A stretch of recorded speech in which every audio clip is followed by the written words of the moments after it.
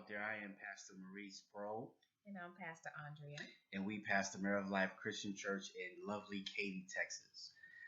We are coming to you with our first video blog for our One Accord Marriage Ministry. We're so excited. Yes. We've been talking about it for a long time, and now it's just the time for us to just do it.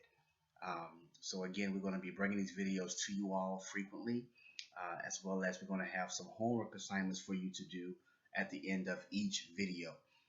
Any comments or questions you have, please include that in the message box on the Facebook page so that we can tackle those subjects and talk about it and give some insight and clarity on some of the things that you may be seeing in your relationships. So what are we talking about today, dear?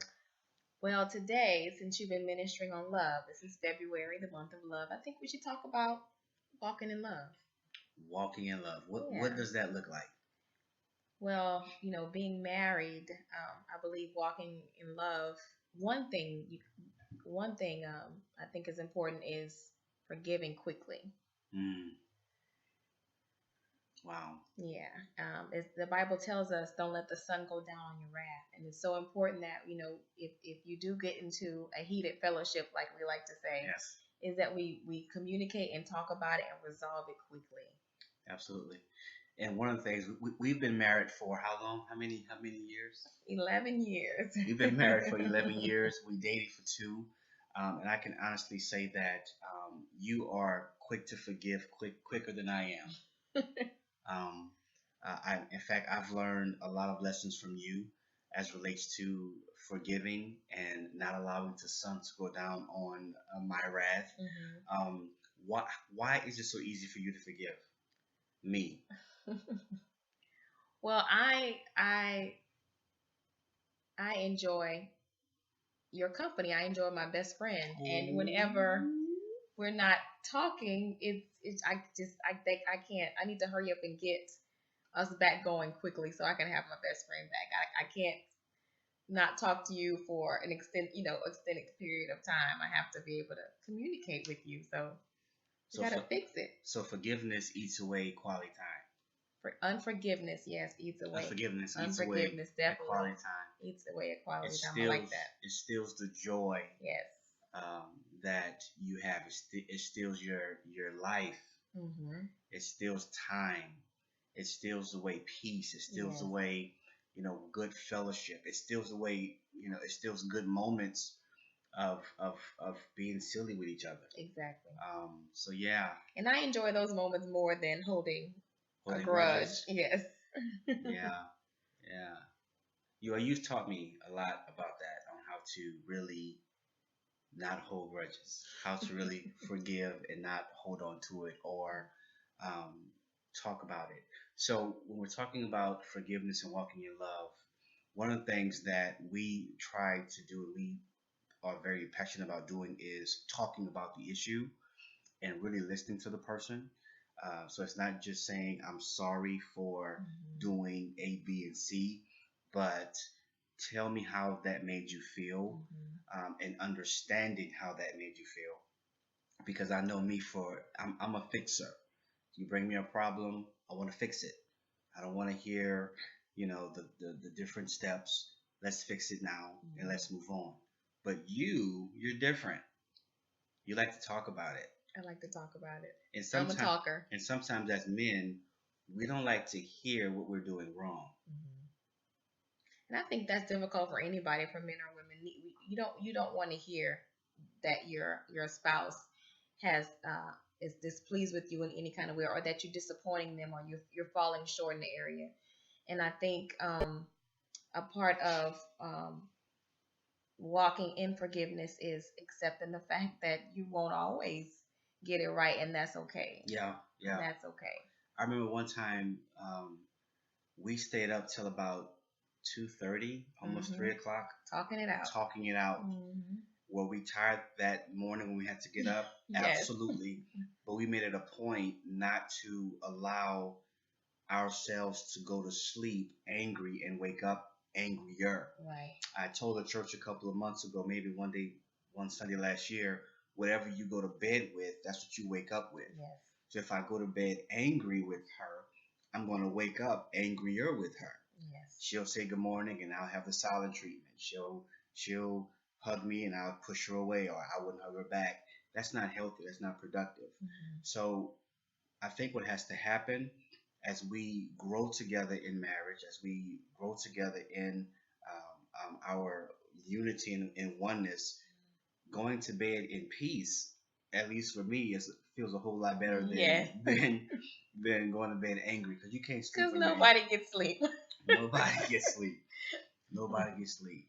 So for those of you out there who are struggling with forgiving and really fighting through the whole concept of walking in love, listen, would you forgive yourself if you messed up? Well, the same thing applies to your spouse. The Bible says that we are to love our neighbor as ourselves. Well, she's my neighbor because she's my wife. So if I'm not going to be mad at myself for messing up, then why should I be mad at her? If I'm not going to hold a grudge against myself, then why should I hold a grudge against her? If anything, I should be trying to make myself better. And in doing so, that same principle apply with my spouse, talking it out with her. Why is it so hard for people to talk through their anger, though? There's so many, we talked about this before, I think so many unspoken expectations. And I know in counseling married couples, I share this with some women that we feel like you ought to know. I should not have to tell you. You've known me for these many years. You should just already know why I'm mad. And a lot of times, wives, the husbands have no idea. We will be thinking one thing, and they will be thinking something completely different. So it's so important to communicate what's in your heart. Tell them what made you upset. Communicate it in a way that doesn't sound like you're attacking, because that's very important. You don't want your spouse to get defensive, but say it in a way where that person will hear your hurt, and that person will want to do better, because they want the relationship to work. And that's so key. That's so vital. And of course, we'll uncover that layer in the months to come. But that's so important, because this whole thing dealing with walking in love, sometimes it's going to be easy, and sometimes it's going to be a challenge, especially when work has really added pressure, and finances, kids sick, kids, next door neighbor, a lot of variables that gets thrown in there. We're going to have to just really focus on the reason we said yes, right? We didn't say yes because she was beautiful, and yes, she's beautiful. I didn't say yes because she was sexy, because yes, she's sexy. But we have to get past all of that, because God did this for a reason. And she's, as I often say, the better part of me. But if I treat her badly, if I give her the silent treatment, if I don't walk in love towards her, then that's a reflection of how I view myself. So, as men, we have to make sure that when we view our spouse or see our spouse, and we do get upset for whatever reason, and it can be valid or it can be childish, whatever the case is, we have to push past all of that and really go out of our way and walk in love. And that will in turn get reciprocated back to us. There have been several times when I'll give her a hug, and I'm upset, and then she'll come right back and do something nice for me and make me feel like I didn't do nothing. Women have a way of doing that, making you feel guilty. But it's a lifestyle. Like, you don't walk in love just on Sunday morning when you at church together. You don't walk in love when you're around family members or when the pastor show up. You don't walk in love when you're at the mall, because you don't want people to see that you're not really happy. You walk in love every single day, all day. You walk in love by how you answer her on the phone. You walk in love if you respond to her text message in time. So these are some of the things that we want to just throw out there to get you guys to start thinking about it, as we begin to present more topics of discussion for you to start having with your spouse and the people you are dating and planning on marrying. But walking in love is critical to a healthy marriage. Am I saying it's going to be easy every time? No. Am I saying that it's going to be challenges? Yes, Mm-hmm. but it's a walk. Mm-hmm. It's not a skate. It's not a stop. It's not a skip. It's a walk. It's a lifestyle. You have to choose to do it. Yes, it's Some a stuff, choice. some stuff is not worth arguing about. It's not. Yeah, It's not. I rather hug and Mm-hmm. sit on the sofa and watch good movies, laugh at our babies than to walk around the house or in two separate rooms Mm-hmm. fussing Right. or mad. Mm-hmm. Life is too short. Yes. And I just find that when we walk in love with each other, it just adds, it does something in our home. Mm-hmm. Our girls pick up on that and they're around here hugging each other. And Right. it's just, it's almost like a nice vanilla candle that's permeating the house Yeah. when you're walking in love. And when you're not walking in love, it's like the opposite. The opposite. smelly stuff. Yeah. And it affects everything. And the children pick up on it as well. And just a few seconds on that. When I walk in love with you, it's easy for me to counsel other people. Mm-hmm. That's amazing because my first ministry is home. Right. She's my first ministry, not Mirror of Life, though we love them to life. But my first ministry is home. Mm-hmm. And if I don't walk in love with her, how am I going to lead a ministry? Right. How am I going to mentor the young men that I mentor? How am I going to counsel people that have other issues? So this is the key to everything. Yes. Walking in love. That's why we keep stressing it. Yes. It is a lifestyle. You want to add something here? And the Bible tells us, if we don't forgive each other, God was not going to forgive us.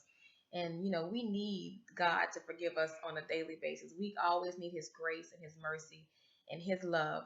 And as much as we receive God's love, freely we receive, freely we give. So it's so important daily to go before God and say, okay, God, I need your love today. Love me. Let me know how much you love me so that I can in turn love somebody else and love myself as well as love somebody else. Yeah, and that's a good point. Mm-hmm.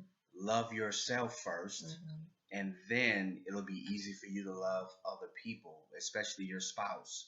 If I don't love myself, then she's going to be a victim of my madness. Mm-hmm.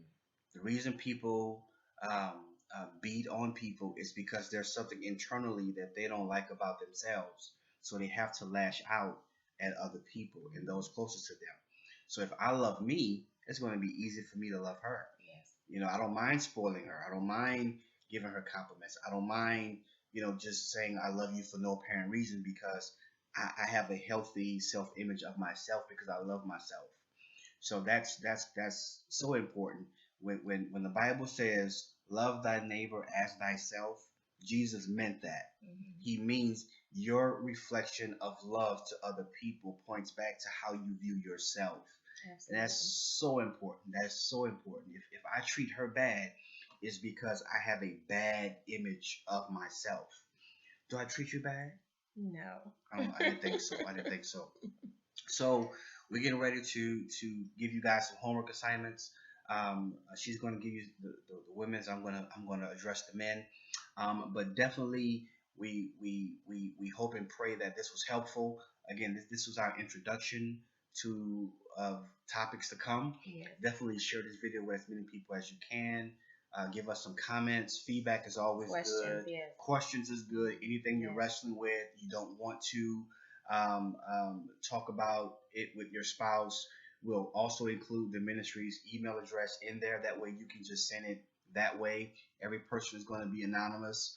If you want to, whatever, we want to make sure that the conversation gets going. So what's the homework assignments for the ladies, dear? Okay, ladies, walking in love, right? So what I want you to do is I want you to leave little love notes for your husband in different places where he'll look, like in his shoebox. Leave it on his horn and in his car, on his mirror, just little fun places that he'll go and he'll find something, encouragement or a little love note or something really sweet for him that he'll enjoy. How often do they have to do it? All next week. Let's do it. Just take a week and do that. Let's do that all next week. Yeah, she actually did that for me. And one day at work, I was having a horrible day. And I'm not sure when she put it in my lunch thingy, but I found it at the right time. And I read it, and I was like, wow. and I text her thank you, and that meant a lot. It means a lot, but that day I really needed some encouragement for her. So, brothers, here's what I want you all to do. I want you all to send random text messages to your spouse, to your wife. For those of you fellas who are dating and contemplating marriage, I want you to send text messages to your intendant all next week. Doesn't matter what time, just make sure that you send them a text message, an encouraging text message, something that's going to be very, very meaningful to you, because if it's not meaningful to you, it's not going to be meaningful to your spouse or intended. It has to come from here, and for it to be very meaningful and impactful. Anything else you wanted to share or add? Make sure that when you all follow through with your homework, that you let us know the outcome. Give us your testimonies, give us your feedback, let us know how it's going. Yes. The Bible says it's the small things, the small foxes that spoil the vine. Well, if it's small things that spoil the vine, if we flip that same coin over, all it takes is a small thing to produce a good result. So allow this to be your seeds of faith that you are sowing into your spouse, into the person that you are planning on marrying, because that's going to produce a harvest for you all in the future. Yes. I still have some of the notes that she sent me. I still have them because it meant so much. Doesn't take long, but it does take consistency. So fellas, please, don't be so busy that you cannot send a text message that says, have a good day, I love you, I'm praying for you, thinking about you, be encouraged, the grits was good. Whatever it is, make sure you are sending something every day of next week. Yes, and I want to challenge those that may not be getting along or may not be talking right now. Do it anyway. Yes. Do it anyway, even in the midst of your whatever you're going through in your marriage. If you're going through a rough patch right now, do it in faith. Yes, do it in faith, because rough patches don't last always. That's right. And you just never know what that small gesture of love would do. Again, it's a walk. It's not going to be easy sometimes. When you are upset, you want to be heard, but sometimes that may not be the right time for you to be heard. That's right. Sometimes sending that text message, putting that note in somebody's shoebox, on the windshield of their car, that will speak more volumes than you sitting down talking about the issue. Right. You've already talked about the issue. Now let's let love have this perfect work. That's good. Yeah. So again, we thank you all. Please, feedback is always good. Share this video with as many people as you can. I don't think I have anything else. We thank God for all of you that are watching and sharing. Do your homework assignment though. Don't disregard this. Yeah. It works. The small things work. You don't have to go and buy a whole lot of stuff. Start doing text messaging. Watch, she gonna run home to you, bro. And for you that's dating, watch, she gonna be talking about her friends and her family about you. Promise you, I know it works. She runs home. Yes. So this is it for our first what do you call this? Video yeah. of One Accord Ministries, and we'll be back with more. Stay tuned. Stay tuned. Have an awesome day. Bye bye.